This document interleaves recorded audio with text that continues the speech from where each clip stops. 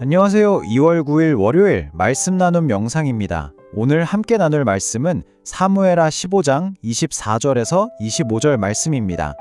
보라, 사독과 그와 함께한 모든 레위 사람도 하나님의 언약궤를 메어다가 하나님의 궤를 내려놓고 아비아달도 올라와서 모든 백성이 성에서 나오기를 기다리도다.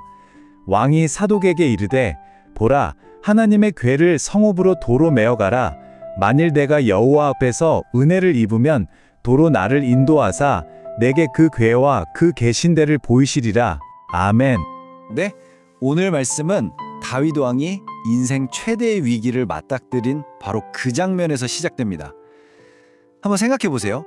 한 나라의 왕이, 그것도 자신이 가장 아꼈던 아들 압살롬이 일으킨 반역 때문에 자신의 성 예루살렘에서 쫓겨나서 신발도 제대로 못 신고 도망치는 신세가 된 겁니다. 정말 비참한 상황이죠. 다윗이 이렇게 허둥지둥 피난길에 오르니깐요, 그를 따르던 레위 사람들이 하나님의 언약궤를 메고 함께 따라 나섭니다. 이 언약궤라는 게 그냥 상자가 아니잖아요.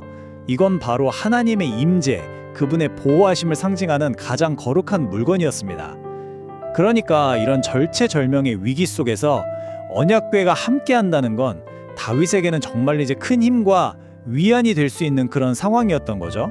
그런데 바로 그 순간 다윗은 모두의 예상을 완전히 깨는 정말 뜻밖의 결정을 내립니다.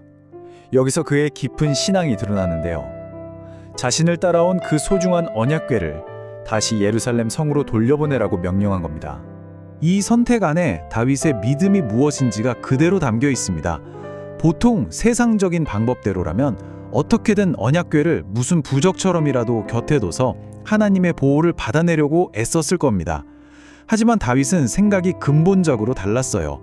하나님이 나를 따라오시는 게 아니라 내가 하나님께로 돌아가야 한다는 것, 그걸 너무나 잘 알고 있었던 거죠.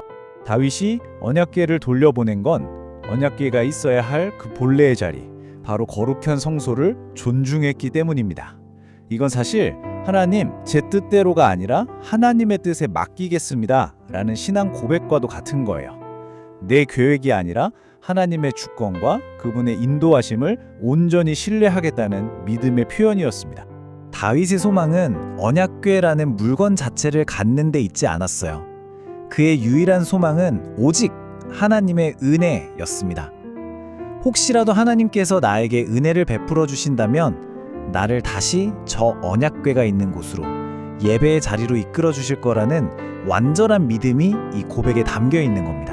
이렇게 모든 것을 잃고 쫓겨나는 절박한 순간에도 다윗이 진짜로 돌아가고 싶었던 곳은 화려한 왕궁도 권력의 자리도 아니었습니다. 그의 마음 가장 깊은 곳에 자리한 소망은 바로 하나님을 예배하는 자리, 하나님의 임재가 머무는 바로 그곳으로 돌아가는 것이었어요. 수천 년 전 다윗의 이 이야기는 오늘을 살아가는 우리에게 아주 중요한 질문을 던집니다. 과연 우리 삶의 방향은 어디를 향하고 있는가? 우리는 무엇을 가장 소중하게 여기며 살아가고 있는가 하는 점이죠. 우리의 삶은 하나님을 향해 나아가야 합니다. 때로는 좀 더디고 느리게 갈 수도 있겠죠. 하지만 그 방향만큼은 언제나 하나님의 말씀이 가리키는 곳을 향해야 합니다. 그리고 하나님께서 우리를 세워주신 바로 그 삶의 자리에서 빛과 소금의 역할을 감당하며 살아가는 것, 그것이 우리의 사명입니다. 다윗처럼 하나님을 우리 삶의 중심에 두고 살아갈 때 그에게 허락되었던 그 놀라운 은혜와 축복이 오늘 이 말씀을 듣는 여러분의 삶에도 가득하기를 주님의 이름으로 축원합니다. 기도하겠습니다. 세상의 창조주이시며 주권자이신 하나님, 우리의 삶이 하나님을 향해 나아가게 하여 주옵소서. 하나님 안에서 우리가 때론 더디고 느릴지라도 우리의 방향은 하나님의 말씀이 가리키는 곳을 향하게 하여 주옵소서. 주어진 삶의 자리 가운데 빛과 소금으로 살아가게 하여 주옵소서. 지치지 않게 하시고 낙심하지 않도록 힘과 은혜를 더하여 주옵소서. 늘 우리를 인도하시는 예수 그리스도의 이름으로 기도드립니다. 아멘.